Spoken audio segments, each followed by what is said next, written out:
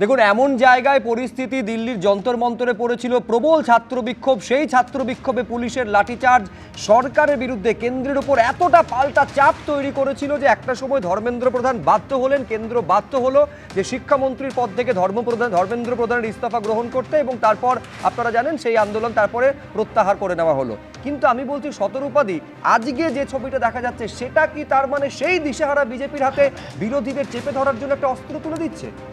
না, আবার বিজেপি এখানে দিশেহারা কী করে হবে? এটা তো দেখছো তুমি, হেমন্ত সোরেনের জন্মদিন উদযাপন হচ্ছে।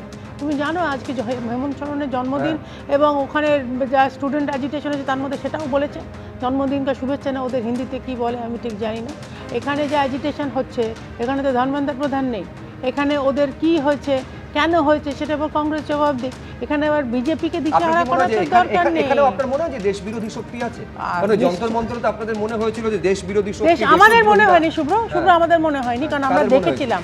না, আমরা দেখেছিলাম, আমরা তোমাদের টেলিভিশন তোমরা যারা ক্যামেরা অফ করো, এখানেও মনে হচ্ছে আপনাদের দেশ বিরোধী শক্তি আছে। আমি এখন অবধি স্লোগান শুনিনি, আমি বলতে পারবো না, কারণ তোমাদের ক্যামেরায় স্লোগান উঠেছিল দেশ কা টুকরে হোঙ্গে এবং কাশ্মীর মাঙ্গে আজাদি, তো সেটা ডেফিনেটলি দেশ বিরোধী।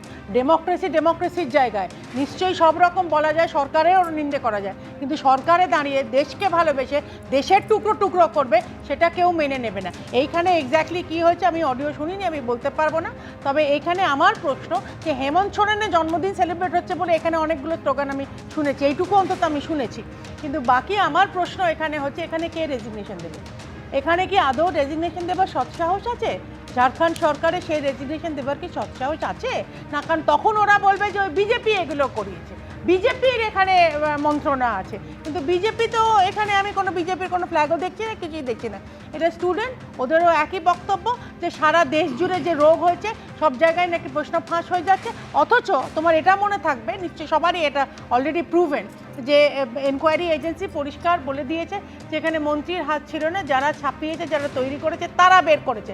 তা সত্ত্বেও কিন্তু ধর্মেন্দ্র প্রধানকে রেজিগনেশন দিতে হলো, তাতে কোনো অসুবিধে নেই। আমাদের সরকার রেসপন্সিভ সরকার, মানুষ যা চায় সেরকম আমরা বলছি। এই সরকারে একটা সময় বলা হয়েছিল যে এই সরকারে পদত্যাগ হয় না, কিন্তু আমি বলছি নিঃসন্দেহে, আমি বলছি এই নিটের প্রশ্নপত্র ফাঁস এটা প্রথমবার ঘটেছে এমন নয় শতরূপাদি, যে বারবার এই জিনিসগুলো হয়ে এসেছে। কিন্তু আমি এইখানে একদম ঠিকই বলছিলেন যে আজকে হেমন্ত সোরেনের জন্মদিন, এই বক্তব্য ছাত্রদের তরফে, বিক্ষোভরত ছাত্রদের তরফে উঠে এসেছে যে হেমন্ত সোরেনের জন্মদিনে আজকে আমাদের পিঠে উপহারের দাগগুলো পড়েছে। আমি এইখানে দ্রুত একবার প্রদীপ্ত মুখোপাধ্যায়ের কাছে আসতে চাইবো। মনে থাকবে আপনাদের যে মমতা বন্দ্যোপাধ্যায় ওই যন্তর মন্তরে বিক্ষোভরত ছাত্রদের আন্দোলনে সামিল হতে চেয়েছিলেন। আজকে যখন এই ছবি দেখা যাচ্ছে পাশের রাজ্য ঝাড়খণ্ড, মমতা বন্দ্যোপাধ্যায় যাবেন নাকি? মমতা বন্দ্যোপাধ্যায় ওই আন্দোলনে যেতে চেয়েছিলেন, কবে, কতদিন পরে, কি না কি, এগুলো একটা বিতর্কের বিষয়। কিন্তু তর্ক বিতর্কের ঊর্ধ্বে উঠে যে কথাটা মমতা বন্দ্যোপাধ্যায় সবসময় মনে করেন, এবং আমরা তার অনুরাগী হিসেবে সবসময় এই কথা বিশ্বাস করি, এই ধরনের পিঠের দাগ অত্যন্ত অন্যায়, এবং এই ধরনের পিঠের দাগ যে ক্ষত তৈরি করে সে কত সমাজের দীর্ঘ ইতিহাস তৈরি করে, যে ইতিহাস কিন্তু ভুলে যেতে পারে। এটা মনে করিয়ে দিতে হবে বারবার যে এই রাজ্যের তৎকালীন সরকার বহু ছাত্রছাত্রীদের পিঠে এরকম লাঠির দাগ দিয়েছিল, বহু ছাত্রছাত্রীদের বুকে পেটে লাঠি মেরেছিল। ইতিহাসগুলো ভুলে গেলে চলবে না। এবং তারা সব শিক্ষক ছিলেন, এরা সবাই শিক্ষক ছিলেন। একটু বলি, আমি এই প্যানেলেই আমি বারংবার বলেছি সেটাও অন্যায় ছিল।